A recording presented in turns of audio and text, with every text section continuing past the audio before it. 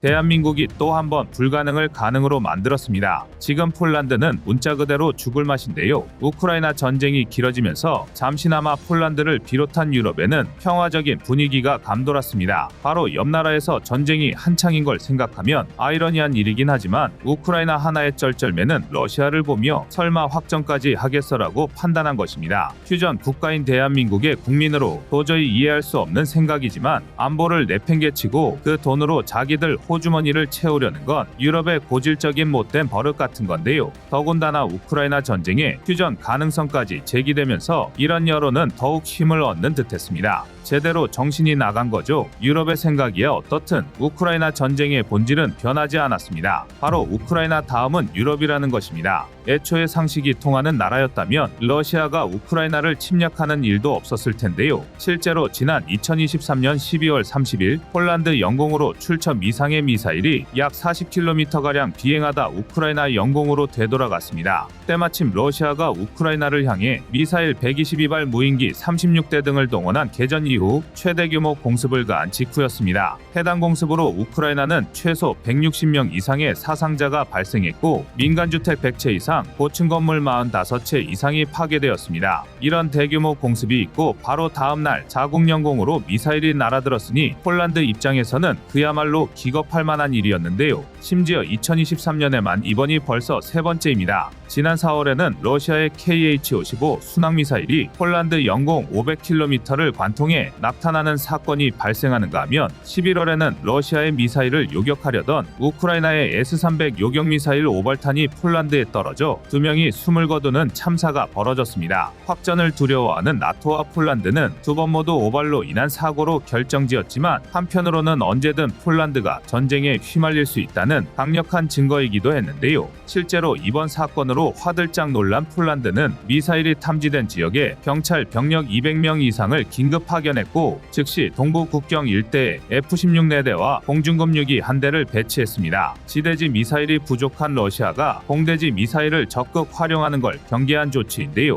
이제와 전쟁이 남의 일이 아니라는 걸 다시 한번 되새긴 셈입니다. 왜 대다수의 폴란드 국민이 정권 교체의 필요성을 통감하고 총선에서 야당 연합을 선택했음에도 반대로 안보 정책만큼은 법과 정의당에 손을 들어줬는지 이해가 되는데요. 그나마 폴란드 입장에서 다행인 건 전은희 감독은 이때 든든한 지원군 대한민국이 전 세계가 깜짝 놀랄 만한 일을 해내고야 말았다는 것입니다. 대한민국이 폴란드와 계약을 체결한 지 단 1년 만에 FA-50G F-12대를 성공적으로 납품하는 데 성공한 것입니다. 우크라이나에 지원된 물량을 감안하면 사실상 F-16CD 48대가 보유한 전술기의 전부인 폴란드 입장에서 이는 엄청난 전력 강화인데요. FA-50 게필러라는 모델 이름 그대로 대한민국이 폴란드의 전력 공백을 완벽하게 메워준 셈입니다.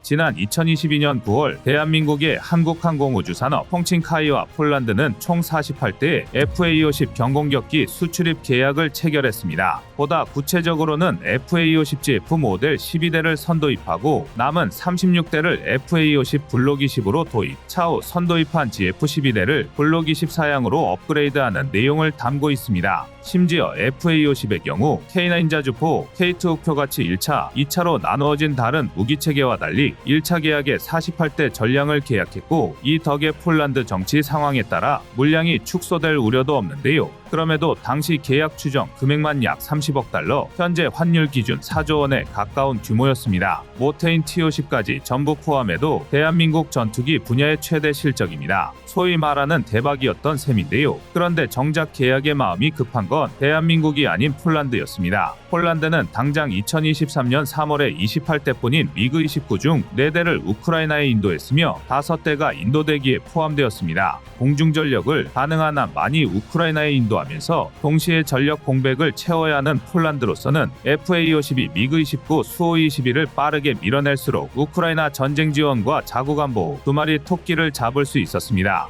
반대로 만에 하나 FA-50이 납품 지연을 일으킨다면 협의에 따라 미그-29를 우크라이나에 공유하고 정작 자국의 공중안보는 뻥 뚫려버리는 죽도 밥도 아닌 상황이 벌어질 꼴이었습니다. 폴란드의 마음이 얼마나 급했는지 오죽하면 2022년 9월 이행 계약을 체결한 지 고작 2달 만에 계약금의 30%에 달하는 9억 달러, 하나 약 1조 1,795억 원을 선수금으로 입금했을 정도입니다. 이는 매우 이례적인 일인데요. 방산 수출도 결국은 상품 계약의 일종인지라 선수금의 통상 비율은 10% 내외입니다. 그런데 폴란드는 평균 비율의 3배에 달하는 선수금을 덜컥 입금한 건데요. 그러면서 다른 건 필요 없고 제발 납기만 준수해달라고 강력하게 요청한 것으로 알려졌습니다. 그리고 대한민국은 폴란드의 이런 절박한 심정을 무시하지 않았고 끝내 약속을 지켜냈습니다. 계약을 체결한 지 고작 8개월 만인 지난 2023년 7월 기존 일정보다 한 달이나 앞당겨 초도 물량 2대를 조기 출고했고 이어 다달이 2세대를 멈추지 않고 납품한 끝에 지난 2023년 12월 긴급 소요분 개필러 모델 12대 납품을 완료한 것입니다. 전 세계 방산 역사를 전부 뒤져봐도 전무후무한 일입니다. 게다가 이로 인해 대한민국은 2가지 신기록을 세우기도 했는데요. 바로 최단기간 출고와 최단기간 납품입니다. 실제로 대한민국은 계약일 기준으로 따지면 약 15개월이지만 실질적으로 초도 물량 출고가 시작된 7월을 기준으로 하면 고작 5개월 만에 계약을 이행한 셈입니다. 말 그대로 전광석화 그 자체였는데요. 오죽하면 업계에서는 FA-50 덕분에 유럽에서 대한민국 전투기에 대한 위상 자체가 급성장했다는 평가가 나올 정도입니다. 일례로 카이는 폴란드 공군에서 대한민국의 납품 속도에 경악하고 있다라며 이 경험이 추후 다른 유럽 국가의 국산 전투기를 수출할 때 강력한 경쟁력이 될 것이라고 언급했습니다.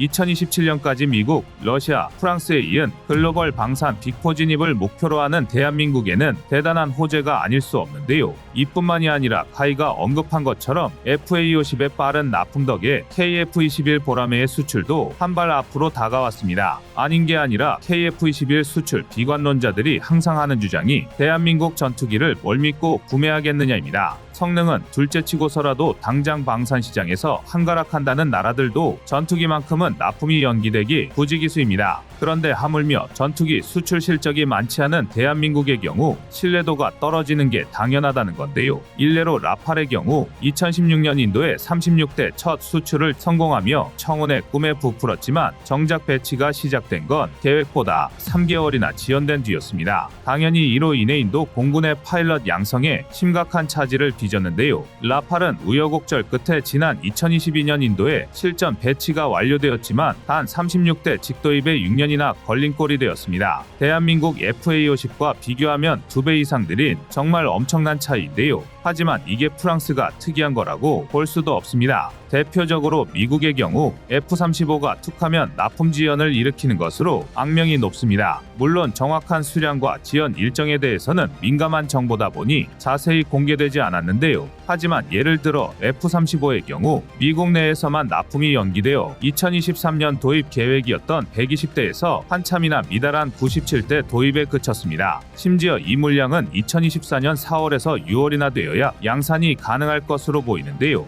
여기까지만 말씀드리면 F-35가 워낙 첨단 기종이고 또 아직 미완성된 기체다 보니 그럴 수도 있다고 생각하시겠지만 사정은 F-16도 마찬가지입니다. 특히 대만의 경우 중국과의 분쟁을 이유로 지난 2020년 다급하게 미국과 F-16V 66기 도입 계약을 체결했습니다. 대만의 전력이 F-16A-B 141기와 미라주 2005 46기, F-5EF 26기, F-CK-1 103기 등으로 구성되어 있음을 고려하면 F-16V가 단연 최상급의 하이급 전투기 임무를 수행하는 셈인데요. 하지만 진작에 인도가 시작되었어야 할 F-16V는 2024년 3분기로 납품이 연기된 상태입니다. 계획대로라면 2026년까지 단 2년 만에 66기를 모두 납품해야 하는데요. 계약이 체결된 2020년부터 납품을 시작했어도 1년에 10대에서 11대를 납품해야 하는 빡빡한 일정입니다. 그런데 지금 미국의 상황을 보면 1년에 33기씩 2년 만에 인도를 끝내는 건 사실상 불가능한데요. 심지어 여기서 끝이 아닙니다. 대만은 마찬가지로 2026년까지 구형 F-16AB를 F-16V 사양으로 개량하는 사업을 시작했지만 장비와 부품이 확 확보되지 않아 반쪽 업그레이드만 가능한 상태입니다. 그것도 DFRM 전자전장비, 지상 충돌 방지 시스템과 일부 무장 등은 납품이 늦어지는 게 아니라 2026년은 되어야 확보가 가능할 전망입니다. 일반적인 상거래였으면 당장 소송을 걸어도 할 말 없는 상황인데요.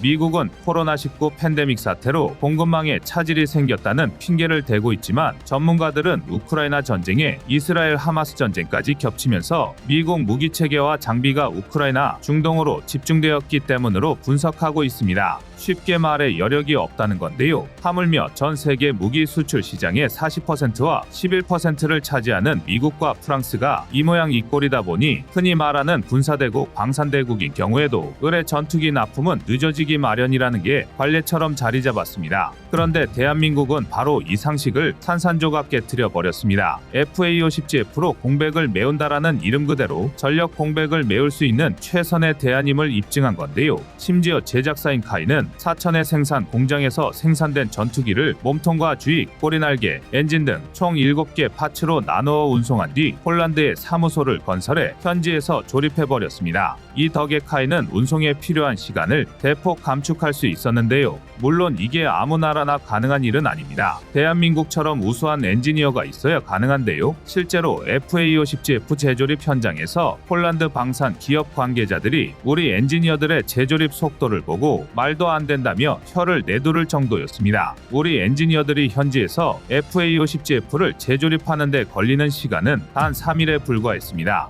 미국, 프랑스와는 아예 차원이 다른 속도인데요. 이제 남은 FA-50PL 36대의 물량은 1년 후인 2025년까지 공중급 유기능, 에이사 레이더 탑재, 공대지, 공대 공무장 업그레이드 등 블록20 업그레이드를 통해 2028년까지 인도될 예정입니다. 이번에도 1년에 12대라는 일반적이라면 불가능하다라고 말했을 계획입니다. 그렇지만 오직 대한민국에서만큼은 그 상식이 통하지 않습니다. 부디 대한민국이 달성한 유일무이한 대기록이 KF-21 수출 시장에서도 그 명성을 이어가길 바라겠습니다. KF-21이 날아오르기까지 22년, 그 과정은 절대 순탄치 않았습니다. 특히 그 중에서도 가장 힘들었던 건 대한민국의 독자 기술력에 대한 불신과 그로 인한 수많은 반대 의견이었습니다. 당장 지난 2022년 KF-21이 초도 비행에 성공하기 직전에도 독자 개발을 멈추고 외국 전투기 수입에 역량을 집중해야 한다는 보도가 나올 정도였습니다. 하지만 겨우 반년도채 지나지 않아 KF-21에 대한 세간의 모든 비난은 마치 언제 그랬냐는 듯 자취를 감춰버렸는데요. 오직 압도적인 성능만으로 부정을 긍정으로 바꿔버린 것입니다. 더군다나 KF-21은 음속 돌파, 에이사 레이더 비행 테스트부터 무장 분리 시험까지 모든 지표가 예상 밖의 안정성을 보이면서 조기 양산이라는 말도 안 되는 일에 도전 중입니다. KF-21이 대한민국의 기술력으로 만든 첫 번째 전투기라는 걸 생각하면 도저히 믿지 못할 만큼 높은 완성도인데요. 이는 전 세계 어떤 전투기 개발 사례에서도 찾을 수 없는 일입니다. 일례로 미국의 태평양 함대에 도전하기 위해 엄청난 자금과 인력을 때려부으며 개발한 중국의 젠15는 시험 비행 단계에서부터 엔진과 비행 제어 시스템에서 온갖 오류를 일으키며 아예 양산 계획 자체가 엎어졌던 전적이 있었습니다. 이를 중국 정부에서 무리하게 밀어붙이며 부활시켰지만 지금도 전문가들은 규격 미달의 전투기로 젠15를 평가하고 있는데요. 비단 중국의 사례뿐만이 아닙니다. 영국과 독일을 주축으로 유럽 국가들이 공동으로 개발한 유로파이터 타이푼 또한 시험 비행 단계에서 항전 시스템의 이상, 전자전장비 작동 불능 등이 발생하면서 지금까지도 온갖 문제점을 떠안은 채 간신히 운용되고 있습니다. 이처럼 나름의 기술 강국의 전투기 개발에는 일가견 있다 장담하던 나라들조차도 온갖 결함과 문제로 개발 기간이 엿가락처럼 늘어났던 것과 비교하면 대한민국의 KF-21은 기적이라는 말도 아까운데요. 심지어 KF-21의 조기 양산 소식이 전해지자 이를 접한 대다수 군사 전문가들은 지금 대한민국의 전투기 생산 속도를 고려하면 실전 배치 완료일 전까지 훨씬 앞당길 수 있을 것이라 분석하고 있습니다. 다시 말해 2024년부터 2032년까지 KF-21 블록1, 블록2 120대를 실전 배치하겠다는 계획 자체가 온갖 변수까지 모두 포함한 기간이라는 것입니다. 실상은 훨씬 빨리 120대 실전 배치를 완료할 가능성이 대단히 높은데요. 이게 왜 대단한 일인지는 대한민국이 현재 생산 중인 전투기의 숫자를 보면 단번에 알 수 있습니다. 현재 대한민국은 지난 2022년 폴란드와 계약한 FA50 48대를 필두로 지난 2월 말레이시아와 계약한 FA50 18대 등 총 66대 플러스 알파의 전투기를 생산 중인데요. 더군다나 말레이시아는 동일 기종 18대 추가 도입을 검토 중입니다. 즉 2032년까지 우리 공군에 전달할 KF-21 120대 물량까지 포함하면 KF-21 블록2 개발 완료 이후 약 5년의 기간 동안 최소 200대에 달하는 전투기를 생산해야 한다는 얘기입니다. 평균적으로 1년에 대략 30에서 40대의 전투기를 생산해야 하는 셈인데요. 이쯤이면 사실상 웬만한 나라의 전시상태 생산 물량과 맞먹을 정도입니다. 단적인 예로 유럽에서 가장 진보된 전투기라고 평가받는 라팔과 미라주의 개발국가 프랑스의 전투기 생산 능력은 연간 20기에서 많아야 30기에 불과합니다. 심지어 앞서 말한 유로파이터 타이프는 이름만 대면 고개를 끄덕일 기술 강국 영국, 독일, 그리고 이탈리아와 에스파냐가 힘을 모아 개발함에도 양산 일정에 맞추지 못해 지난 2018년 생산 중단 위기에 빠지기도 했는데요. 반면 대한민국의 카이는 지난 2022년 기준으로도 연간 60대 이상의 전투기를 생산할 수 있을 것이라 내다보고 있습니다. 지금 현 상태로도 최소 물량의 2배쯤은 거뜬히 소화할 수 있다는 건데요. 극단적으로 비교하면 대한민국 하나가 유럽 3개국의 물량을 동시에 감당할 수 있는 것입니다. 여기서 끝이 아닙니다. 대한민국의 전투기 생산 능력은 전 세계에서 가장 많은 군용기를 운용하는 국가이자 전 세계 항공기 시장의 35%를 차지하고 있는 미국과 비교해도 절대 뒤떨어지지 않습니다. 실제로 미래시장 정보 분석 기업인 폴캐스트 인터내셔널은 2031년까지 총 3,855대 전투기가 생산될 것이며 이 중 미국의 비중은 48%, 대수로 환산하면 1,800대에 달하는 전투기를 생산하리라 예측했는데요. 이를 통해 추정할 수 있는 미국의 연간 전투기 생산 능력은 평균 150대 수준입니다. 대한민국과 비교하면 2.5배 차이인데요. 얼핏 상당한 차이처럼 느껴지지만 미국의 세계 3대 전투기 제조사가 죄다 몰려 있다는 걸 생각하면 큰 차이도 아닙니다. 각 방산업체의 규모적인 측면에서 봤을 때 대한민국의 군용기 생산을 전부 담당하고 있는 카이의 연간 생산 능력이 록히드 마틴, 보잉, 노스럽 그루먼의 생산 능력을 이미 추월한 상태입니다. 게다가 카이는 FA50의 유일한 약점으로 지목되었던 짧은 항속거리를 개선한 단자형 모델 F50 개발을 발표하면서 향후 2032년까지 미국을 포함한 전 세계 방산 시장에 무려 1,000대에 달하는 FA50 계열 전투기를 판매하겠다고 포부를 밝혔는데요. 전 세계에서 전투기 기술의 정점은 아직까지 미국이 분명하지만 적어도 생산 속도만큼은 대한민국이 독보적인 자리를 차지하고 있습니다. 그리고 최소 반세기는 먼저 전투기 개발에 뛰어들었던 다른 나라들을 대한민국이 앞지를 수 있었던 건 고정관념을 깨트리는 도전이 있었기 때문입니다. 바로 불가능이라 여겨졌던 자동화 시스템을 도입한 건데요. 흔히들 전투기를 세상에서 가장 비싼 수제품이라고 얘기합니다. 그 이유는 초음 속으로 기동하는 전투기에 30만 개에 달하는 부품이 대부분 수작업으로 조립되기 때문입니다. 게다가 전투기에 들어가는 배선을 모두 하나로 이으면 무려 3만 미터에 달하는데요. 조종석급부터 날개끝까지 온갖 첨단 장비가 빼곡히 들어차 있는 전투기는 거대하고 섬세한 초고성능 컴퓨터나 마찬가지입니다. 이러니 전투기의 부품이 수십만 개에 육박해도 컨베이어 벨트 같은 자동화 설비를 사용할 수 없는 건데요. 문제는 또 있습니다. 전투기 조립 과정의 가장 큰 특징은 용접이 아닌 리벳과 볼트만을 이용한다는 점입니다. 전투기 동체를 이루는 소재 자체가 알루미늄 같은 특수 소재이기도 하지만 용접 중 발생한 고열 탓에 혹시라도 전투기 동체의 형태가 틀어지는 것을 방지하기 위해서인데요. 특히 KF-21의 날개는 알루미늄보다 훨씬 가볍고 단단한 탄소 섬유, 강화 플라스틱 CFRP를 사용하기 때문에 더더욱 용접으로 인한 동체 뒤틀림을 방지하고 정비 편의성을 확보하기 위해 리벳 조립 방식이 강제됩니다. 여기까지는 사실 별것 아니라고 느껴질 수도 있는데요. 하지만 여기에 수작업이라는 작업 방식이 더해지면 난이도와 소요 시간이 기하급수적으로 상승합니다. 실제로 전투기 주익 하나에 평균 2만 개의 볼트 구멍을 사람의 손으로 일일이 하나하나씩 뚫어야 하는데요. 이로 인해 기존에는 날개 하나를 조립하는 데만 무려 700시간 이상이 필요했습니다. 전 세계 어느 나라든 이를 극복할 수 없었는데요. 그런데 대한민국은 달랐습니다. 국내 순수 기술로 개발한 대형 로봇 드릴링 시스템 LRDS를 통해 이 시간을 획기적으로 절대적으로 줄이는 데 성공했습니다. 특히 LRDS는 최대 탄소 섬유 시트 80장을 겹쳐 만들기 때문에 약 2분 30초 동안 3번에 걸쳐 뚫어야 했던 기존 작업 시간을 무려 84%나 단축할 수 있었습니다. 심지어 이 덕에 700시간이나 걸리던 작업을 고작 11시간이면 끝낼 수 있게 되었는데요. 또한 기계가 작업을 대신하면서 정확도는 물론 작업자의 안전까지 확보할 수 있게 된 건 덤입니다. 대한민국이 보유한 신기술은 여기서 끝이 아닙니다. 전투기 동체의 최종 조립은 기수와 중앙동체 그리고 후방동체로 나누어지는 거대한 3개의 조각을 각각 유압장치에 올려놓은 상태에서 진행하는데요. 당연하게도 항공기에서 가장 무거운 동체 구조물을 따로 올려놓은 상태에서 사람이 직접 조립하는 일은 절대 쉽지도 않을 뿐더러 정확도도 떨어질 수밖에 없습니다. 특히 단 1mm의 오차만 발생하더라도 초음속 단계 비행에서는 치명적일 수도 있는 공기 저항이 발생하기 때문에 전투기 조립의 허용 오차 범위는 0.002mm에 불과합니다.